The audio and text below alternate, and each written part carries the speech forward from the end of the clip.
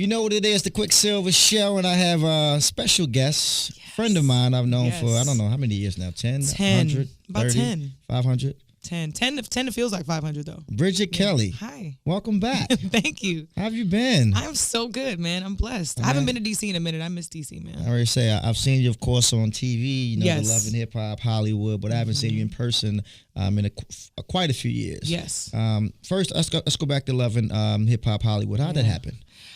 It was kind of an accident, to be honest. Really? Mona was pursuing me for a minute, and I didn't have permission from the powers that be at the time to participate. And then when the opportunity presented itself a couple years after, I thought, okay, well, why not? Let's give it a try. I was working with Ray J, so it just felt like it was the right time to test it out. Looking back, do you think it was a good idea? The first season, I really. I exposed too much personal business, which I thought was necessary in that time period with the production of the show. But the second season that I participated in, I was really happy with, because I put an album out, and I feel like I really made the most of the platform by putting music out while we were filming. Now, speaking of your music, what do you have out right now? What's new right now? Man, so I dropped a single called "Single Player Game." Single player game? Single player game. Explain the title, please. So remember when you've growing up, you play video games and you play against the computer to get good before you actually try to play somebody else, right? Makes all the sense. And you never, nobody knows how many L's you take. Nobody knows how you win. Take them L's in silence. Even when you lose, you learn, right? Facts. So I feel like in a relationship, I'm at that place in my life where I've played the computer enough times. I know all the ins and the outs. I know all the shortcuts. I know the codes. I know the cheat code. You know what I'm saying? So there's nothing at this point. I'm not going to date. Nobody's going to play me at this point in my game. So are you dating anybody right now? No. So it's Valentine's Day and you're single? Valentine's Day, happily single. Yes. What are you looking for in a person? What are you looking for? Man, consistency, emotional maturity, thoughtfulness, kindness, sense of humor. Ambition, just an overall lust for life. Right. Have you ever found that person you feel like you made the mistake and you lost them? I thought so a couple times, but I look back now and none of my exes, in the words of Rihanna, none of my exes are doing better than me. So it's safe to say I was not the problem. Facts. So I feel like everything happened the way it was supposed to. Now, of course, if you're just tuning in, I'm talking to Bridget Kelly. Yeah. You've been around for a while. Like I said, I've known you for over 10 years, and you've been in the music business for over a decade now. Yes. And you've been one of those artists, in my personal mind, you've been consistent, right? But you've never got to that big level. Why do you think Bridget Kelly, if you mention the name Bridget Kelly, like, I know her, I know one of her songs or so, but you've never got to that level. Why do you think? I think it was the timing, if I'm being honest. I really think it was the timing, because when I started releasing music and really, my career started backwards. Remember, I went on tour with Jay, and I was on tour with Jay-Z for a year before I put anything out myself. So people got to know my name associated with Jay prior to even hearing any records that were mine. So, I think it was also, everything was happening really fast with YouTube and social media, and none of that was ever a part of my marketing or my rollout or anything that we did. And I think had we done that better in the very beginning, I think we might have been able to reach more audiences. Plus, I think, I still came up under that idea and that formula that you make it separate between the mystique of your artist persona and then who you are as a person, right? Like you keep them very separate. And then, it literally, everything has changed in the last 6-7 years, where it went from keeping some things private to now you have to, people have to almost know you. Yeah, your success is contingent upon people knowing your business, knowing everything about you, ins and outs. I remember talking to an artist, and I say it used to be you had to have good music. Yeah. Now people have to like the person, so they have to like your lifestyle. So you're really selling the lifestyle first, the music second. And if you're not willing to sell that lifestyle and you want to be this private person, you can't. You're not going to make it in the industry. And it sucks, because I think a lot of talent gets either judged too quickly, or you know what I mean, and really gets ridiculed and critiqued. I mean, all the stuff happening with Summer Walker really upset me, because I'm like, man, let her live, let that girl live, let her feel whatever she's feeling, and let her go through what she's going through, because we don't really know. No matter how many Instagram lives somebody goes on, you don't really know what's happening inside somebody's. I always said you never really know a celebrity, because you know the the person they portray to be, or the person that's on social media, or the artist, but you never really know somebody. Right. And of course, you're based out of LA, and of course, we lost Kobe Bryant recently. What did Kobe Bryant mean to Bridget Kelly? So, short answer. I'm embarrassed. I'm embarrassed to admit this now, but my mom reminded me that when I was a kid, I used to watch Kobe Bryant all the time. I used to watch basketball with my parents and just like be locked in. And I used to tell my mom that I was going to move to LA and marry Kobe Bryant. Wow. That was what I told her I was going to do when I was like 8 or 9 years old. I was like, yeah, Vanessa I'm going to marry Kobe Bryant. Having it. And then he took Brandy to prom, and I was like, nah, I got to fall back because Brandy was like the queen for me. So I was like, I was worshiping her vocals at the time. There was no way I was gonna violate Brandy. Right. But no, I think Kobe represented so much class and dedication to his craft. I mean, we don't see, usually when someone dies at that age, it's I mean, however they end up leaving the planet, there's usually so much more left for them to accomplish. And Kobe is probably one of the few people that in his 41 years of life really set out to lived everything and did it all in a matter of 41 years, which is it's unheard of. You know what I'm saying? So I don't think there was much. There was just a continuation of everything he had already laid the groundwork for, which, if nothing else, is a lesson to everybody to really make the most of every day. Hey, once again, if you just turn in there, we're talking to Bridget Kelly. Before we get to where you're performing tonight, I'm going to play a game. I'm going to call it Quick Facts. These are quick facts that we're going to find out right now about Bridget Kelly that people might not know, and some people might know. So hashtag it Quick Facts. Yes. The biggest misconception about Bridget Kelly is what? That I'm rich, that I was always rich. I think that's the misconception. You're not rich? I mean, according to Google, they say you're worth like $100 million. I mean, I wouldn't. I don't know. I don't know if I wouldn't. I don't know.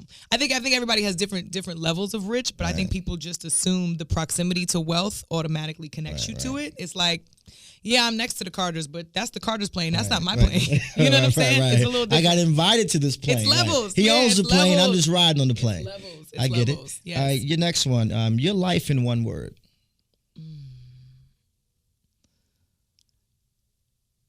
Exciting. I think my life is exciting. Really? Mm-hmm. Okay. Yeah. I got one for you. Fun fact about yourself, Bridget Kelly, that no one will believe. That no one would believe? No one. Not even me. And I've known you for over 10 years. Something that I will find out right now and I'll be like, really, Bridget Kelly? Really? No. Well, it's an odd fact, but I don't know if nobody would believe it, but give it to me. I don't eat creamy food. Like I don't like mayonnaise or sour cream or ranch or blue cheese. I had a really dirty joke. I know. It's okay. Everybody does. Everyone always goes there. And my response is always, if it looks like mayonnaise, you need to go to the doctor. Don't talk to me. Miss me with all of that. So you don't eat anything creamy? I don't eat anything white and creamy. Not even whipped cream. You hear that, fellas? No, I'm joking. I'm joking. All right, what's your favorite song to sing in the shower? Favorite song to sing in the shower. It's one of my warm-up songs, and it's John Mayer's Gravity. Let me hear a little bit. Gravity is working against me. Gravity wants to bring me down. As you can see, she can really sing, ladies and gentlemen. I got like two more. All right.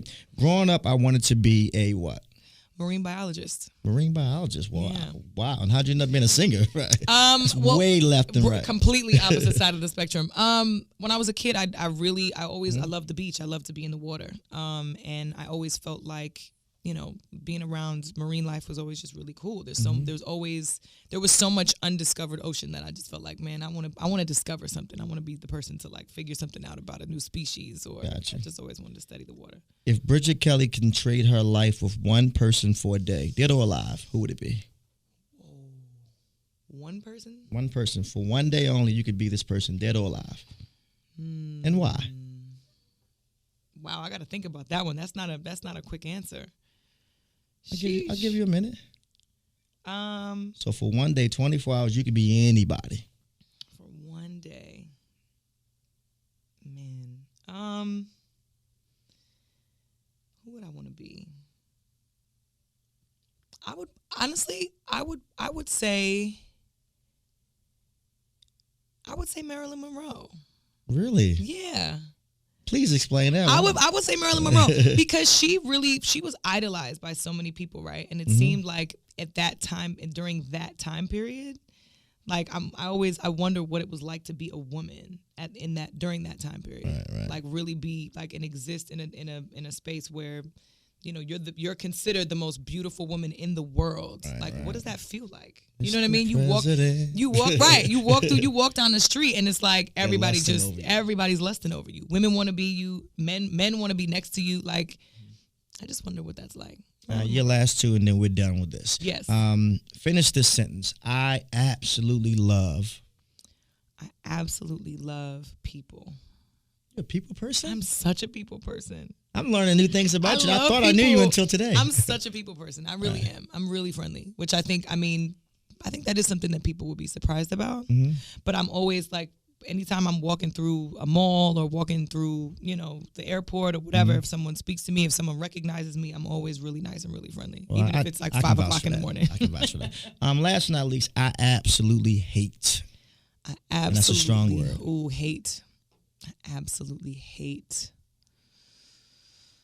traffic.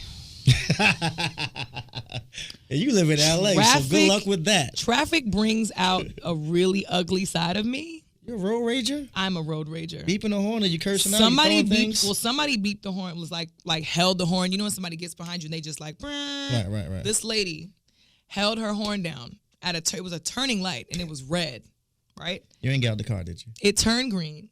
I put my car in park and I got out the car. Oh, come on, Bridget Kelly. And this is in LA, right? So it's just kind of like, ma'am. I watched her scramble to roll all her windows up because she was freaked out at that point. Right. And I just looked at her and I was just like, threw my arms up like, what's up? You want to see me? You want to see? Like, you want to get out the car? You in that much of a rush? Yeah, somebody whip your ass, Bridget Kelly. Please. Oblige me. She obviously did not get out of the car. You've been informed some quick facts about Bridget Kelly. You might have known things you might not have known. Of course, tonight, if you're anywhere near the D.C., Maryland, Virginia area, you're performing where? Howard Theater. 8 p.m. I love Howard Theater, man. The sound is so good in there. I'm excited. What can people expect? It's gonna be a vibe. It's gonna be a vibe. My set is an hour long, so I'm doing some slow jams. I'm doing some mid-tempo joints, some sexy joints, a couple covers in there that people gonna know and love. Because you've been a part of a lot of people hit records from writing to behind the scenes. It's gonna be a good show. We worked really hard on the set list, so I'm really hoping that the people come out and love it. And then we got Kyle on the mic is hosting. He's gonna be emceeing it, so I'm excited about that. DJ Domo's gonna be there too. I'm excited about that. She's great, so I'm excited. It's gonna be fun. And once again, people can support your new music and your stuff where?